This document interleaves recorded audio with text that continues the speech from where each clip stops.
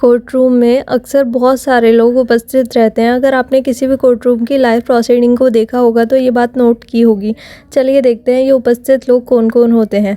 Obviously जज साहब तो रहते ही हैं, उनके साथ जज साहब का स्टाफ रहता है, दोनों पार्टीज़ के एडवोकेट्स रहते हैं, दोनों पार्टीज़ के मेंबर्स रहते हैं जिनके बीच में केस चल रहा है। उसके साथ कोर्ट रूम में वो विटनेस भी रहते हैं जिनको रिकॉल किया गया है। उसके साथ पुलिस ऑफिसर्स भी रहते हैं। उसके साथ सामान्यतः कोर्ट रूम में वो एडवोकेट्स भी उपस्थित रहते हैं जो अपने केस की हियरिंग का वेट कर रहे होते हैं और उनका नंबर इस केस के बाद केस लिस्ट में लगा होता है। कोर्ट रूम में कोर्ट रूम जर्नलिस्ट भी रहते हैं जिनको स्पेशल परमिशन या स्पेशल पास मिले होते हैं किसी भी कोर्ट रूम की प्रोसीडिंग को पब्लिश करने के लिए।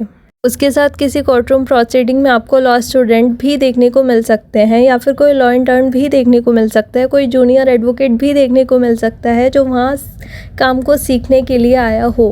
पर अब समझने की बात है कि हर केस में एक कोर्ट रूम में इतने सारे लोगों का उपस्थित होना ज़रूरी है या कोई कंडीशन ऐसी भी होती है जिसमें एक कोर्ट रूम में इतने सारे लोग उपस्थित नहीं रह सकते, कुछ गिने चुने लोग ही उपस्थित रह सकते हैं।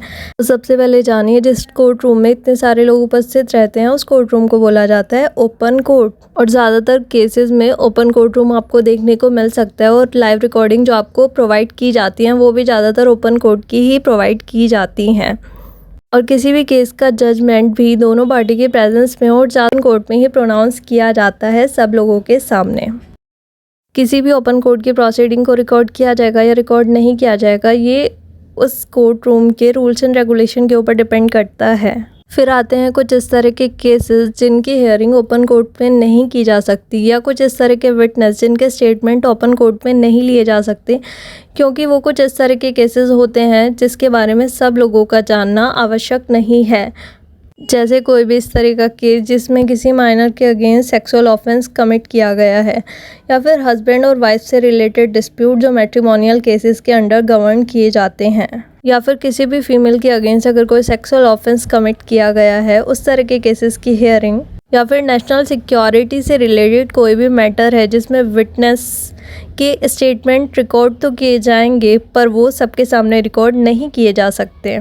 या फिर किसी इस तरह के विटनेस के स्टेटमेंट जो एक पब्लिक ऑफिसर है और उसका स्टेटमेंट किसी अनपब्लिश्ड ऑफिशियल रिकॉर्ड से रिलेटेड है जिसको पब्लिक नहीं किया जा सकता, अदरवाइज नेशनल सिक्योरिटी को थ्रेट हो सकती है।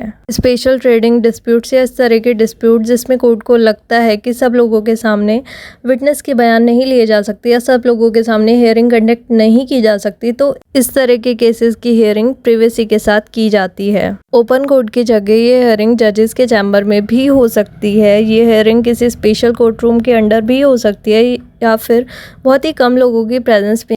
और जब भी किसी केस की प्रोसीडिंग पूरी प्रिवेसी के साथ की जाती है उसी को बोला जाता है कैमरा प्रोसीडिंग्स। कैमरा प्रोसीडिंग्स कभी भी ओपन कोर्ट में कंडक्ट नहीं होती। कैमरा प्रोसीडिंग का मतलब ये बिल्कुल नहीं है कि कोर्ट रूम की सारी प्रोसीडिंग को रिकॉर्ड किया जाएगा, बल्कि कैमरा प्रोसीडिंग का मतलब है कोर्ट रूम में जो भी प्रोसीडिंग होगी वो पूरी प्रिवेसी के साथ कंडक्ट की जाएगी और उस प्रोसीडिंग में जिस पर्सन का उस केस से रिलेशन है उसके अलावा और कोई पर्सन प्रेजेंट नहीं होगा। या हो सकता है इस तरह के विटनेस के स्टेटमेंट लिए जाएं जिसके स्टेटमेंट जज के सिवा कोई और पर्सन प्रेजेंट ना हो, इवन पब्लिक प्रोसिक्यूटर भी प्रेजेंट ना हो तब लिए जाएं। तो इस तरह की प्रोसीडिंग को ही बोला जाता है इन कैमरा प्रोसीडिंग जो ओपन कोर्ट में कंडक्ट नहीं होती। मैट्रिमोनियल डिस्प्यूट्स में और रेप केसेस में इन कैमरा प्रोसीडिंग्स बहुत कॉमन है और इस तरह की प्रोसीडिंग जहां तक हो सके प्रिवेसी में ही कंडक्ट की जाती हैं। इसके साथ डोमेस्टिक वायलेंस के केसेस में भी इन कैमरा प्रोसीडिंग्स कंडक्ट की जा सकती है। किसी प्रोसीडिंग को इन कैमरा कंडक्ट करने के लिए पार्टी कोर्ट में एप्लीकेशन फाइल कर सकती है या फिर जज अपने आप भी किसी प्रोसीडिंग को इन कैमरा कंडक्ट करने का ऑर्डर दे सकता है। किसी प्रोसीडिंग को इन कैमरा कंडक्ट करना है या नहीं ये जज के डिस्क्रिप्शन के ऊपर डिपेंड करता है।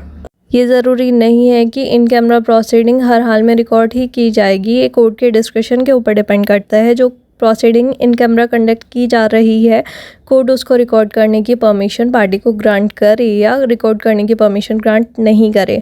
अब किसी भी प्रोसीडिंग को केस के रिकॉर्ड के लिए या किसी भी वैलिड रीज़न की वजह से रिकॉर्ड किया जा सकता है, पर ये ज़रूरी नहीं है कि कोई प्रोसीडिंग इन कैमरा है तो उसको रिकॉर्ड ही किया जाए। कोर्ट की कोई भी प्रोसीडिंग जो कोर्ट में जितने भी लोग उपस्थित हैं उन सभी की उपस्थिति में कंडक्ट की जाए उसको बोलते हैं ओपन कोर्ट प्रोसीडिंग। और जो प्रोसीडिंग पूरी प्रिवेसी के साथ बहुत कम लोगों के सामने या फिर हो सकता है सिर्फ जज और पब्लिक प्रोसिक्यूटर प्रेजेंट हों या जज और या फिर उस केस से रिलेटेड पार्टीज प्रेजेंट हो, इस तरह से बहुत ही गिने चुने लोगों के सामने या फिर जज और विटनेस ही प्रेजेंट हो, इस तरह से कंडक्ट की जाती है, उस तरह की प्रोसीडिंग को बोला जाता है इन कैमरा प्रोसीडिंग, जिसको पूरी प्रिवेसी के साथ कंडक्ट किया जाता है। तो आई होप आपको इन कैमरा प्रोसीडिंग और ओपन कोर्ट प्रोसीडिंग का मतलब समझ में आ चुका होगा। और अब आप इन कैमरा प्रोसीडिंग का मतलब ये नहीं समझेंगे कि किसी भी कोर्ट की प्रोसीडिंग को कैमरा में रिकॉर्ड किया जा रहा है तो वो इन कैमरा प्रोसीडिंग होगी।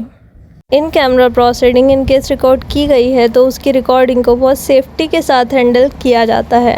सो आई होप आपका open court proceeding, in camera proceeding और इन प्रोसीडिंग्स की रिकॉर्डिंग से रिलेटेड डाउट्स क्लियर हो चुके होंगे।